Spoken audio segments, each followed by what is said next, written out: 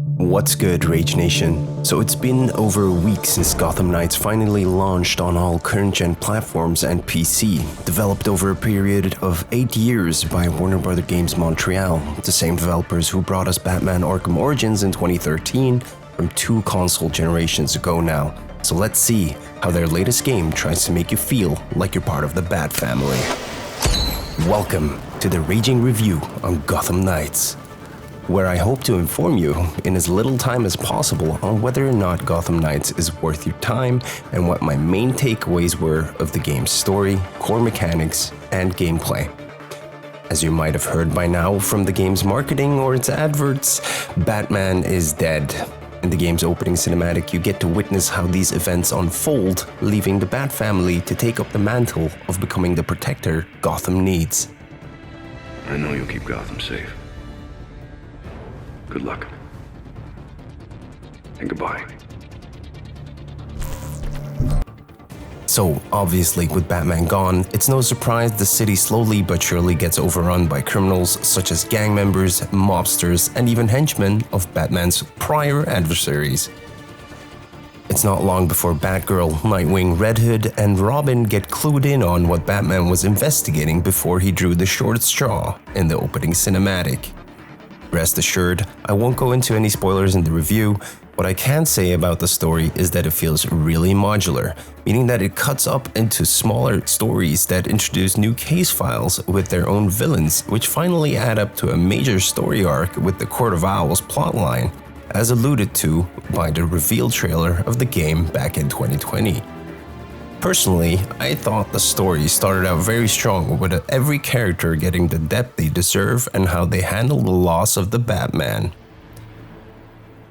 Every step of the way, the soundtrack is absolutely phenomenal and perfectly accompanies the cutscenes and gameplay, which really sets an unforgettable mood for the game, especially during each hero's own side story that delve deeper into their persona with a set of deeply personal scenes, like Barbara Gordon mourning her father, Jason Todd living with his past and questioning his resurrection, Dick Grayson having a hard time opening up about his past with the Batman and how he is having a hard time taking over from Bruce Wayne, and lastly, Tim Drake, who is left without a mentor and consolidates with Alfred about his troubles. That's not to say the villains in the story don't get to shine in the spotlight. Better yet, they are given their own story arcs with their own motivations and reasons that they are running amok in Gotham. So in a sense, the villain arcs do a better job within the case files of conveying their tyrannical side. I say this because about 2/3 into the major story arc, it felt like they slowly fumbled the ending. Mainly because the writers forgot to convey the importance of an ancient hidden society of evil overlords controlling Gotham and everyone in it for centuries. So the sense of grave danger and major threat in the main story arc is kind of lost somewhere along the road. At least up until the very end, where the 2 last case file villains pretty much boil down to the same thing. So overall, it isn't a bad story, it's simply a serviceable story that embroils our heroes into a main plot and side plots where they can flex their personalities in. And that's where the game shines, the interactions within the Bat family. It is important to note that the hero you choose during your story missions have slightly different interactions within the cutscenes depending on who they are talking to or interacting with. The same goes for cooperative play and how these characters interact with each other during the story missions, ranging from compliments to each other or just funny banter in between. Speaking of cooperative play, let's talk about the mechanics of the game. There's a good amount of fun to be had here actually.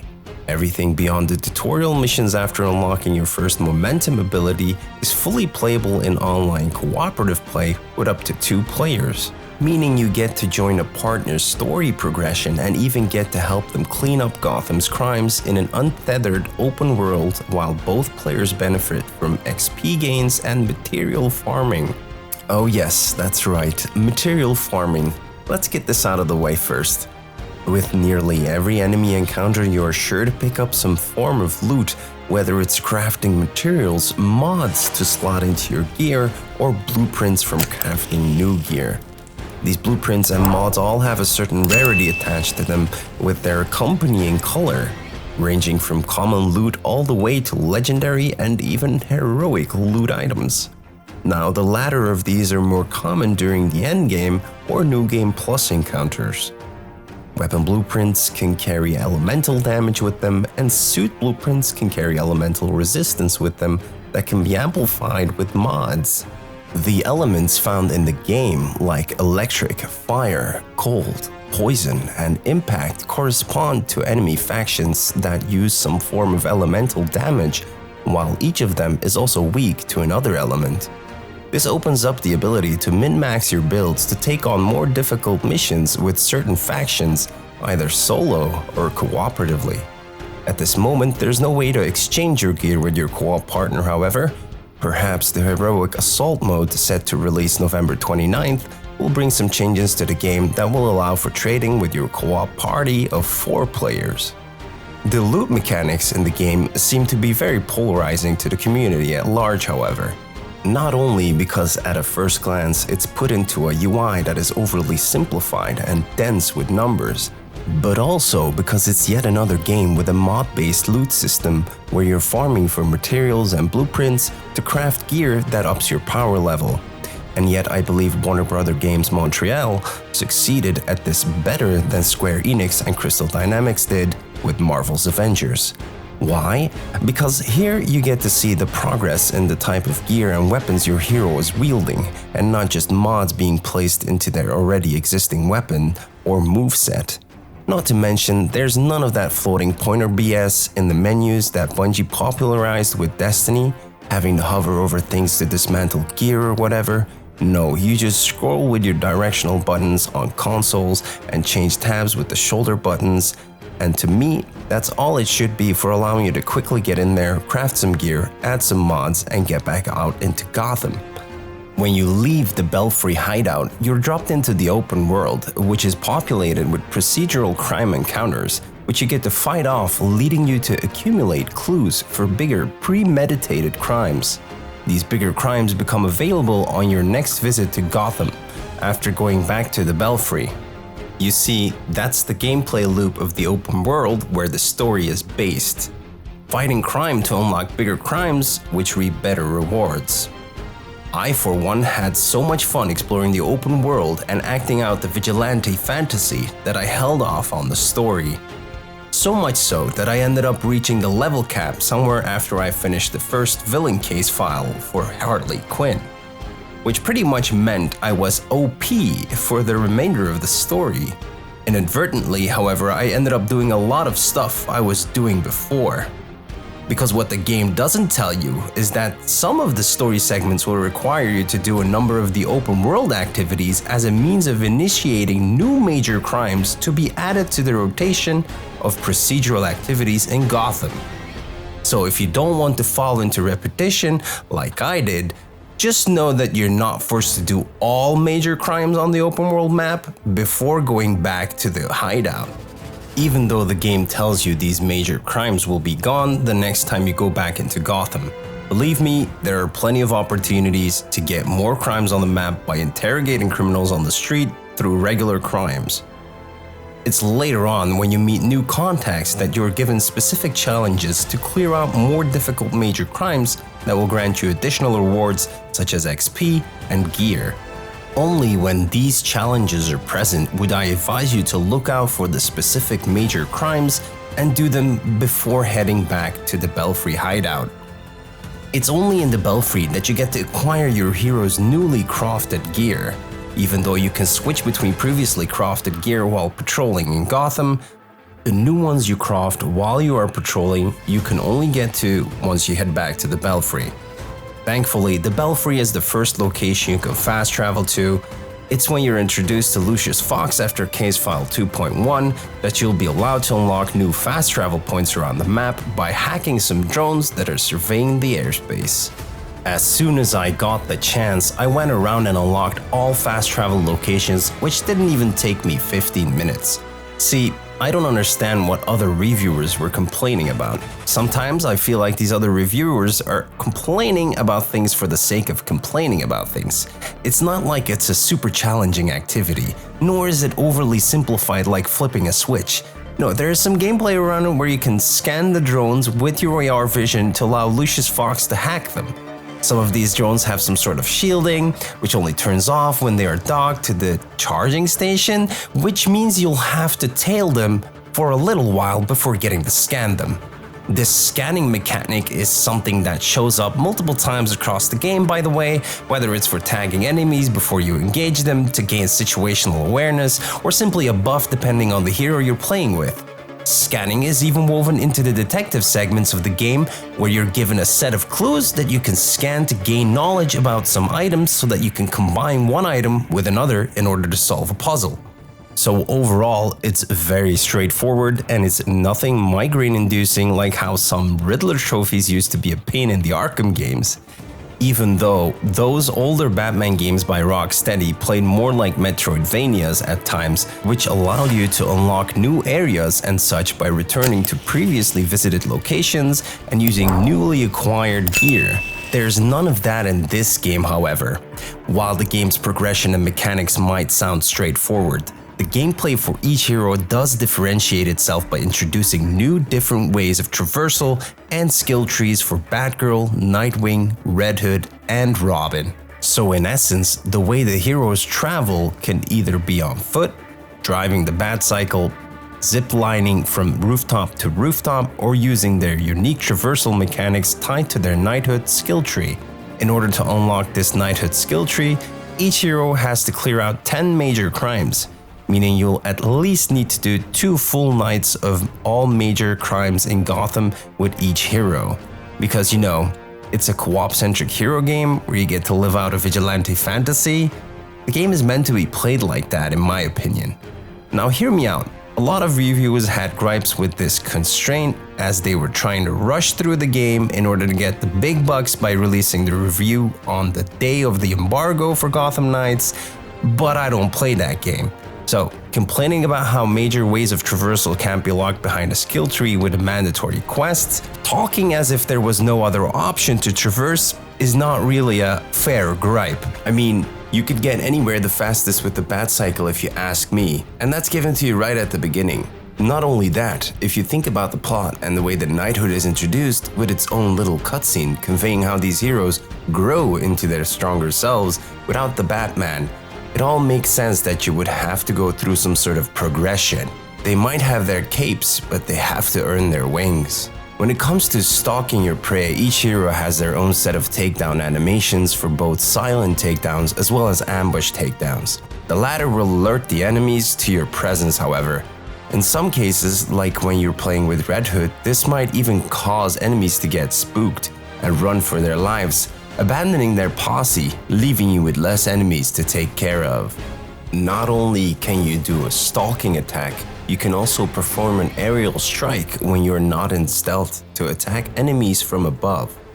While in combat, each hero has the ability to do just regular attacks with their melee weapons and heavy melee attacks to inflict more damage or break an enemy's block. Alongside melee combat, there are ranged attacks and ranged stun attacks for peskier enemies who are really good at dodging. Where things start to change among Batgirl, Nightwing, Red Hood, and Robin, however, is how they use their gadgets, momentum abilities, and ultimate ability, which is on a cooldown. Batgirl focuses on using gadgets both in and out of combat and can even hack security systems while in stealth, leaving even enemy firearms vulnerable to her attacks. Her ultimate ability spawns a drone to use non-lethal rounds on enemies and heals both herself and her allies when near her drone. Her fighting style resembles that of Batman the most, with some iconic takedowns from the Arkham games making a return. Nightwing, being the acrobat that he is, focuses on agility and can easily ping-pong over and around enemies while also doing damage over time with an area of effect attack that either stuns and damages the enemy or heals himself and his allies.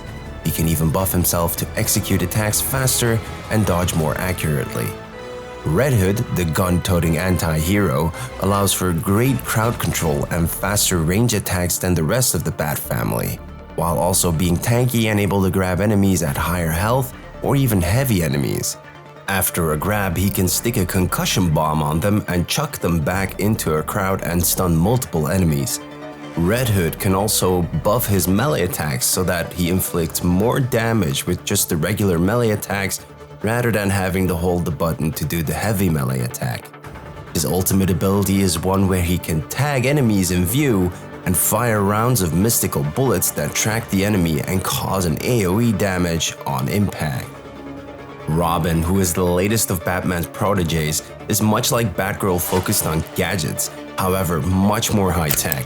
Robin utilizes things like nanotechnology to cloak himself, nanobots to cause elemental damage over time on enemies, and warp technology to pull enemies near him. Robin is also more stealth-focused, allowing him to perform stealth takedowns on heavy enemies or even place traps where he hangs enemies from vantage points. Overall, this is not simply another open-world Batman game, far from it. The game feels nothing like the prior Arkham games by Rocksteady. You can hardly compare the two because they play so differently to each other, even though they might look samey from the footage you've been seeing. The Bat family here is trying to earn their colors in this game. They grow together and become stronger, whereas Bruce Wayne in the Rocksteady games prior, as the Batman, already had his backstories completed and found himself fighting his prior arch-enemies yet again. If Arkham Asylum was Rocksteady's first successful take on the DC-verse, let this be Warner Bros. Games Montreal's first successful foray into the DC-verse on their own merits. Because their prior game, Batman Arkham Origins, and its mechanics were pretty much handed to them by the Rocksteady team to complete while they were busy working on Arkham Knight. So in my humble opinion, Warner Bros. Games Montreal succeeded and made a game that you can sink your time into together with a friend or alone and come out feeling like a disciple of Batman. The game even has a new game plus available at launch, allowing you to raise the difficulty for a greater challenge and set the level cap to 40 to earn better loot and new cosmetics. I for one am still grinding away at my first playthrough by trying to get hold of all the collectibles and doing all the side activities like the Bat Cycle races and hero-based agility time trials before I even think of going into a new game plus. Warner Bros. Games Montreal and all the other Warner Bros. Branches involved clearly poured their heart and soul into making this game over a total period of 8 years, and it shows. Not only does the game succeed on what it wants to accomplish, it does so with flying colors. Any other AAA game coming out nowadays is shipped with major amount of bugs or even frustratingly game-breaking, progress-halting bugs. There's none of that to be found here. The odd kink here and there is seeing a dead enemy float in a yogi position, and even that got patched 1 week after launch. I do have to mention that after that post-launch patch, I did see some enemies clip halfway through the floor while stunned. They do end up popping back up, but it's so minor I'm sure it'll get ironed out. Now, rating this on our rating board, ranging from meh to rage-tacular, this game would land straight on the hell of a good time rating. Honestly, if you dig superhero games and like to collect bigger and better gear, it's a hell of a good time. Alright guys, that's gonna do it for this Raging review. Let me know if you also played the game down in the comments below, and more importantly, what you thought of the game and how it fares on your rating scale. Thanks for watching, and if you enjoyed this video, don't forget to set that like button ablaze, and I will see you in the next one.